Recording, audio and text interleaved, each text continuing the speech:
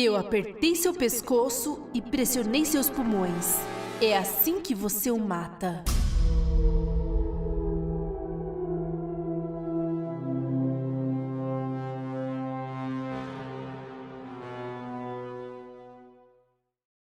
A infância é uma das etapas mais cruciais de nossa vida.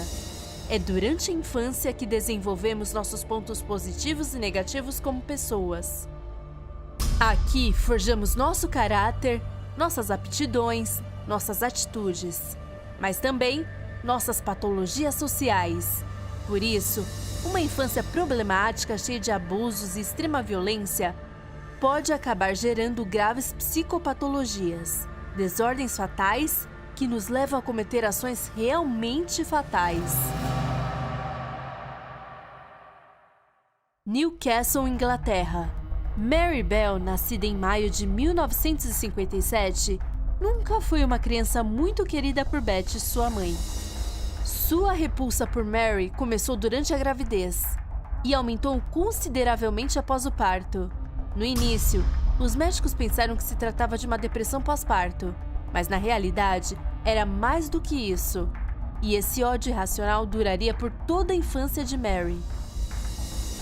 Essa versão era tão forte que fingia que Mary sofria acidentes para chamar a atenção de seus familiares e amigos. Inclusive, tentou assassiná-la em várias ocasiões.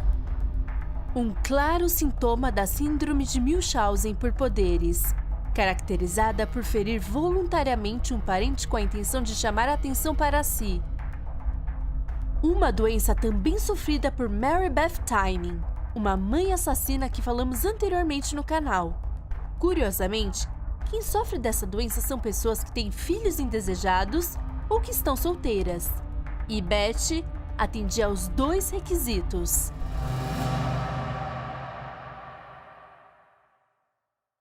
Mary tinha um aspecto muito adorável. Até parece uma boneca, diziam as pessoas próximas a ela.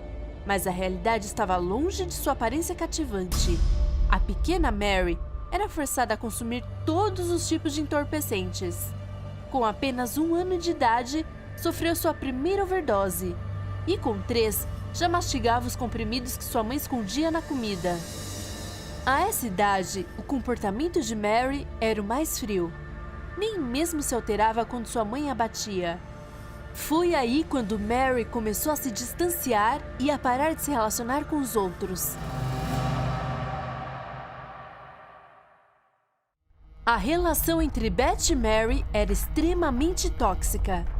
Quando a mãe a rejeitou e a entregou para adoção, a filha chorou amargamente para que aceitasse de volta. Diante dessa situação insustentável, Mary só poderia agir de forma agressiva. Era apaixonada por maltratar e torturar animais. Até chegou a estrangular um colega de classe, mas a professora interrompeu o confronto a tempo. A essa altura de sua vida, aos 10 anos de idade, Mary quase havia alcançado seu clímax mais selvagem. Estava completamente fora de si. A falta de controle e a raiva governaram seu reino. Mas ainda precisava dar o passo final, o ato mais hediondo ao qual um ser humano pode realizar. Algo que a garota ansiava com todas as suas forças. E um dia, antes do seu 11º aniversário, Mary cometeu o seu primeiro assassinato.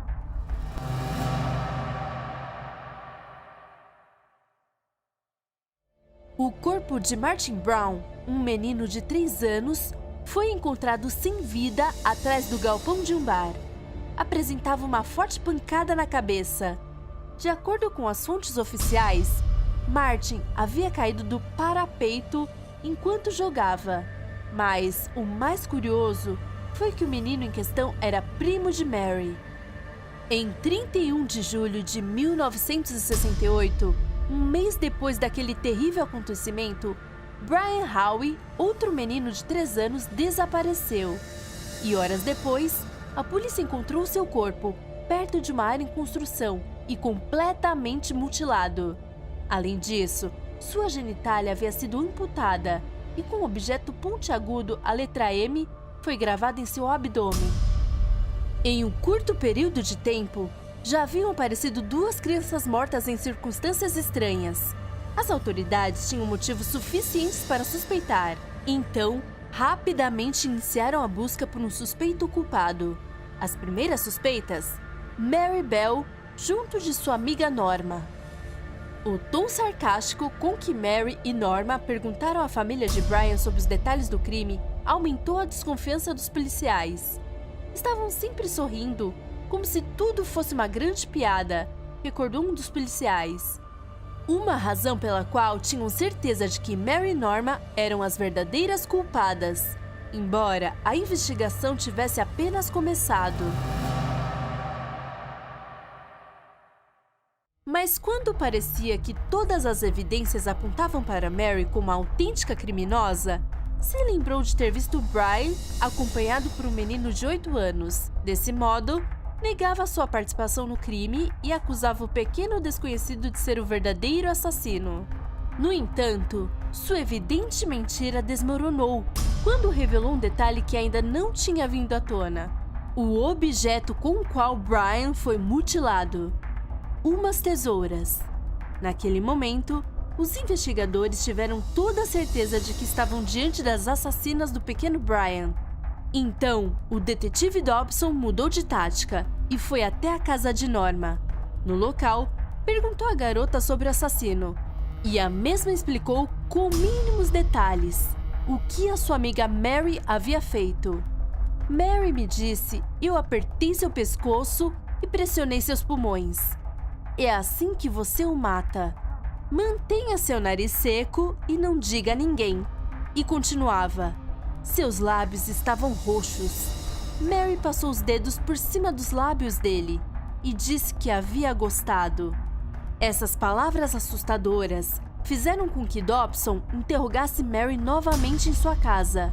E como não conseguiu obter nenhuma informação, voltou a convocá-la na delegacia.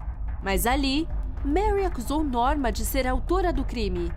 Os agentes estavam confusos e desesperados. Não sabiam qual das duas era a verdadeira assassina. Todas eram versões contraditórias.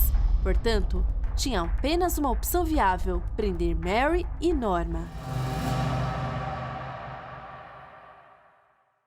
O julgamento começou em 5 de dezembro de 1968 e atraiu a atenção tanto da mídia quanto dos próprios moradores. A primeira a testemunhar foi Norma. Ali, assentiu com a cabeça quando a promotoria lhe perguntou se a sua amiga Mary havia lhe explicado como matar crianças. Então, chegou a vez de Mary. A comoção na sala era descomunal. Mary reconheceu então que ambas haviam deixado um bilhete na escola, no qual explicavam que também eram as assassinas de Martin Brown, seu primo. Mas, de imediato, acusou Norma de ser a única que havia matado Martin e Brian. Nesse momento, Norma negou o testemunho de sua amiga e afirmou que Mary foi quem empurrou Martin do parapeito e que, como ainda estava vivo depois de cair gravemente ferido no chão, havia o estrangulado até a morte. As contradições continuaram durante o resto da discussão judicial. No entanto, a cumplicidade entre Mary e Norma era mais do que palpável.